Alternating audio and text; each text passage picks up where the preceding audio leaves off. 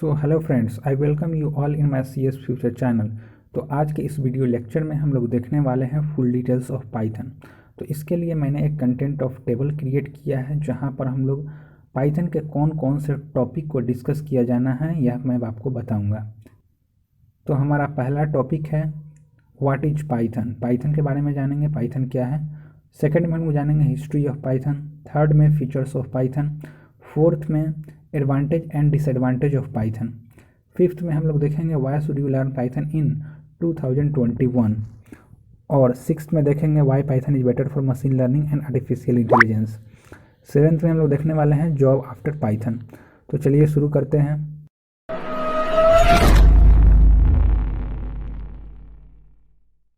दोस्तों, पाइथन एक general purpose scripting language है। पाइथन को जनरल पर्पस कहने का मकसद यह है कि पाइथन आजकल ऑलमोस्ट हर फील्ड में यूज हो रहा है, चाहे वह फील्ड वेब डिजाइनिंग का हो, डेटा एनालिसिस का हो, वेब डेवलपमेंट का हो, ऐप डेवलपमेंट का हो, मशीन लर्निंग या नेचुरल लैंग्वेज प्रोसेसिंग जैसे फील्ड में यूज हो रहा है, जिसके वजह से इसे हम लोग जनरल पर्पस कहते हैं। तो अब यहाँ पर स्क्रिप्टिंग लैंग्वेज का मतलब क्या है। स्क्रिप्टिंग लैंग्वेज में कंपाइलर के जगह पर इंटरप्रीटर होता है जो कि पाइथन के सेट ऑफ कोड को लाइन बाय लाइन एग्जीक्यूट करता है। पाइथन एक ऑब्जेक्ट ओरिएंटेड प्रोग्रामिंग लैंग्वेज है। मतलब पाइथन ऑब्जेक्ट ओरिएंटेड प्रोग्रामिंग के कंसेप्ट को फुलफिल और ऑक्यूपाई करता है, जैसे class, object, abstraction, inheritance and encapsulation जैसे कंसेप्ट को पाइथन एक्सेप्ट करता है।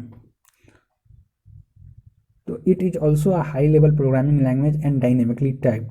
High level programming language means human readable form में। मतलब पाइथन का जो सिंटेक्स होता है वह ह्यूमन रीडेबल फॉर्म में होता है और यह काफ़ी हद तक इंग्लिश सेंटेंस से मैच करता है। तो यहाँ पर एक हम लोग सिंटेक्स देखते हैं पाइथन का।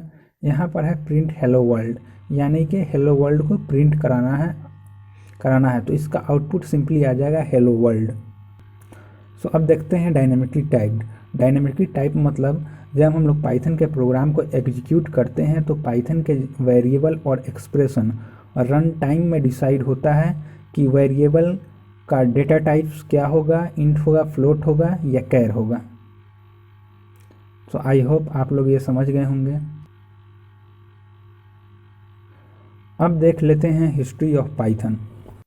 सो पाइथन का फाउंडेशन 1918 में रखा गया था और 1989 में गुइडो वान रसम ने नीदरलैंड के CWI Centrum विस्कुंडे Informatica research centre में पाइथन का इम्प्लीमेंटेशन शुरू कर दिया था। उसके ठीक 5 साल बाद यानी 1984 में पाइथन का पहला वर्जन पाइथन 1.0 आया और 2000 में इसका दूसरा वर्जन पाइथन 2.0 आया और 2008 में पाइथन 3.0 आया।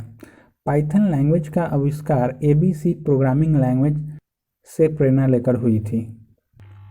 आप लोग में से बहुत से लोग सोच रहे होंगे कि पाइथन का नाम सांप के नाम पर क्यों पड़ा।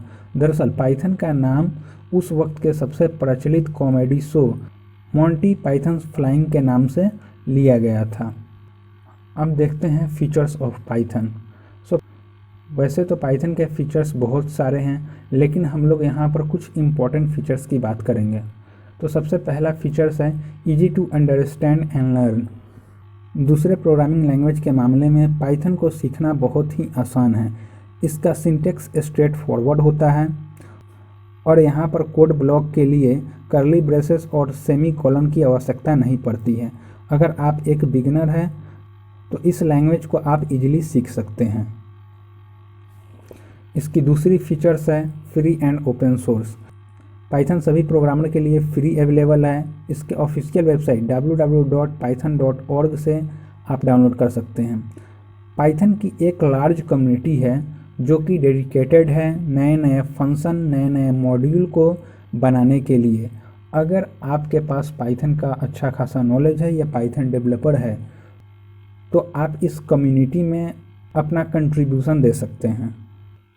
सो इसका तीसरा फीचर्स है cross platform. Cross platform means Python के प्रोग्राम को हम लोग अलग अलग ऑपरेटिंग सिस्टम पर यूज कर सकते हैं, जैसे कि विंडोज़, लिनक्स, यूनिक्स etc। इसलिए हम लोग इसे पोर्टेबल लैंग्वेज भी कहते हैं। इसका अगला फीचर्स है लार्ज स्टैंडर्ड लाइब्रेरी। पाइथन के पास लार्ज लाइब्रेरी है। पाइथन में हर एक डोमेन जैसे machine learning, web development, scripting बहुत सारी लाइब्रेरीज उपलब्ध है और यह लाइब्रेरी हेल्प करती है किसी पर्टिकुलर डोमेन में एक्सपर्ट बनने के लिए या उस पर्टिकुलर डोमेन के काम को आसान करने के लिए। जैसे कि मशीन लर्निंग के कुछ लाइब्रेरी है पांडास, नमपाई, मैटप्लोट्लिब, टेंसरफ्लो और साइकिट-लर्न etc। वेब डेवलपमेंट के दो पॉपुलर फ्रेमवर्क है जैसे कि डिजेंगो और फ्लास्क etc। सो अब इसके अगले फीचर्स के बारे में बात करते हैं। पाइथन एम्बेडेबल होता है मीन्स दूसरे प्रोग्रामिंग लैंग्वेज के कोड को हम लोग पाइथन के सोर्स कोड के साथ इजीली यूज कर सकते हैं और साथ ही पाइथन के कोड को दूसरी प्रोग्रामिंग लैंग्वेज में भी यूज कर सकते हैं। GUI programming support. Python GUI support करता है मीन्स ग्राफिकल यूजर इंटरफेस। सो अब बात करते हैं advantage and disadvantage of Python को। सो एडवांटेज में जो ये 3 पॉइंट है, इस पॉइंट को हम लोग फीचर्स में देख चुके हैं और जो 4th पॉइंट है ऑटोमेटिक मेमोरी यूटिलाइजेशन, इसे हम लोग 5th लेक्चर में देख लेंगे। सो यहाँ पर आप पाइथन के डिसएडवांटेज को देख लेते हैं। सबसे पहला डिसएडवांटेज है स्लो स्पीड।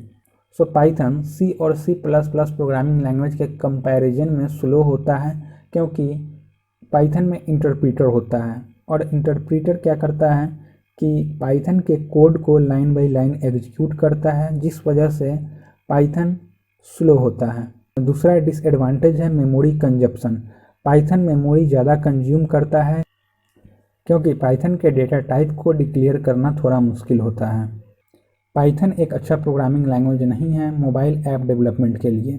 यहाँ मोबाइल कंप्यूटिंग के लिए इस प्रोग्रामिंग को वीक माना जाता है और यही कारण है कि बहुत कम ही मोबाइल एप्लीकेशन पाइथन में देखने को मिलते हैं। इसका 4th डिसएडवांटेज है हाई ग्राफिक्स गेम। अगर आप पाइथन में हाई ग्राफिक्स 3D गेम बनाना चाहते हैं तो अभी फ़िलहाल पाइथन में हाई ग्राफिक्स 3D गेम बनाना इम्पॉसिबल है। Why should you learn Python in 2021? So इसका सबसे पहला रीज़न यह है because you could not learn it in 2020। आप लोग में से बहुत से ऐसे स्टूडेंट होंगे जो 2020 में अपने आप से वादा किए होंगे पाइथन सीखने का, लेकिन किसी रीज़न के वजह से आप 2020 में नहीं सीख पाए, इसलिए आपको 2021 में सीखना ही चाहिए। सेकंड रीज़न है लर्न एबिलिटी। दोस्तों पाइथन आजकल सारे यूनिवर्सिटीज़ का फर्स्ट चॉइस बन चुका है। इवन इफ किड्स स्कूल में भी पाइथन सिखाया जा रहा है और इसका सबसे बड़ा रीज़न यह है कि पाइथन आसान है और दूसरा reason automatic memory utilisation. Python automatic memory utilise करता है। जब हम लोग स्मॉल स्केल एप्लीकेशन बिल्ड करते हैं तो हम लोग अपने मेमोरी यूटिलाइजेशन के बारे में ज़्यादा नहीं सोचते हैं या मेमोरी यूटिलाइजेशन के ऊपर ज़्यादा फोकस नहीं करते हैं। तो पाइथन हमारा मेमोरी को ऑटोमेटिक यूटिलाइज कर लेता है, जिसके वजह से हमें स्मॉल स्केल एप्लीकेशन बिल्ड करने में बहुत ही ईज होती है, बहुत ही आसानी होती है। इसका अगला रीज़न है प्रोडक्टिव। पाइथन बहुत ही प्रोडक्टिव लैंग्वेज है। इसका सिंपल सिंटेक्स होने के वजह से आप अपने लॉजिक, आइडिया और प्रॉब्लम पर इजीली फोकस कर पाते हैं instead of wasting too much time to understanding syntax और programming behaviour. High paying salary. अगर आप एक अच्छे डोमेन पर काम कर रहे हैं तो आपकी average salary 6 lakh per annum to 12 lakh per annum तक हो सकती है। सो अगला रीजन है इसका जॉब। सो जॉब के बारे में हम लोग आगे बात करेंगे कि कौन कौन से जॉब है आफ्टर लर्निंग पाइथन। 6th में देखेंगे why Python is better for machine learning and artificial intelligence. So Python machine learning और आर्टिफिशियल इंटेलिजेंस के लिए इसलिए बेटर है क्योंकि मशीन लर्निंग और आर्टिफिशियल इंटेलिजेंस के जो एल्गोरिदम होते हैं उस एल्गोरिदम को पाइथन में लिखना बहुत ही आसान हो जाता है। और दूसरा रीज़न यह है कि जब हम लोग पाइथन प्रोग्रामिंग लैंग्वेज को और प्रोग्रामिंग लैंग्वेज के साथ यूज करते हैं सो एनालिटिक्स डोमेन में यह एक हाई लेवल पर वर्क करता है। सो अब देखते हैं जॉब आफ्टर पाइथन। सो पाइथन सीखने के बाद बहुत सारे जॉब अवेलेबल हैं। सो यहाँ पर कुछ जॉब हैं, Python developer, web developer, as a software developer भी वर्क कर सकते हैं आप, रिसर्च एनालिस्ट बन सकते हैं, data analyst, data scientist and machine learning engineer बन सकते हैं। सो ये है कुछ पाइथन के टॉप जॉब लिस्ट जो आप पाइथन सीखने के बाद आप इन सभी फील्ड में कैरियर बना सकते हैं।